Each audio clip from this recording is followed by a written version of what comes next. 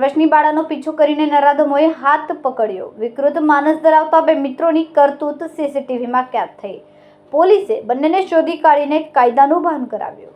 સુરતના અમરોલી વિસ્તારમાં ધોરણ 6 માં અભ્યાસ કરતી 11 વર્ષીય બાળા સ્કૂલેથી ઘરે જઈ રહી હતી ત્યારે પીછો કરવાની સાથે જાહેરમાં હાથ પકડીને પોતાની તરફ ખેંચીને બે નરાધમે બીભત્સ હરકત કરી।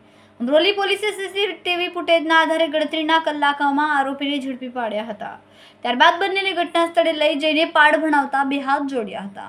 મળતી માહિતી પ્રમાણે અમરોલી વિસ્તારમાં રહેતા એક પરિવારની 11 વર્ષીય દીકરી ગત શનિવારે શાળાએ ગઈ હતી। બપોરે શાળા છૂટ્યા બાદ તે એકલી ઘરે પરત ફરી રહી હતી ત્યારે બે અજાણ્યા યુવકો તેની પાછળ પડ્યા હતા। પહેલા તેણે તેનું નામ પૂછ્યું। કિશોરી હિંમત બતાવી મારું નામ જાણીને શું કરશો તેમ કહીને ચાલવાની ઝડપ વધારી દીધી। જોકે વિકૃત માનસ ધરાવતા આ યુવકોએ પીછો છોડ્યો ન હતો। કિશોરી કઈ સ્કૂલમાં ભણે છે તેમ પૂછી પજવણી શરૂ કરી।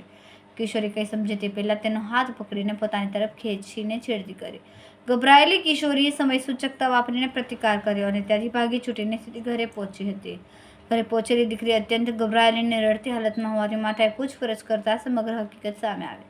પરિવારે તાત્કાલિક અમરોલી પોલીસનો સંપર્ક સાધ્યો। પોલીસે મામલાની ગંભીરતા જોઈને ઘટના સ્થળની આસપાસના સીસીટીવી કેમેરા તપાસતા ટપોરીઓની શરમજનક હરકત કેદ થયેલી જોવા મળી।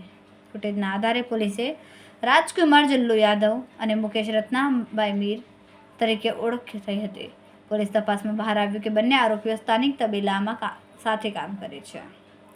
કેમેરામેન સેનિલ વિરાણી સાથે વિશાલ છેઠા, માનવ પ્રભા ન્યૂઝ, સુરત। અમારા વિડીયોની નવી અપડેટ મેળવવા માટે સબસ્ક્રાઇબ કરો માનવ પ્રભા ન્યૂઝ ચેનલને। બેલ આઇકન ક્લિક કરો લેટેસ્ટ વિડીયો સૌથી પહેલા મેળવવા માટે।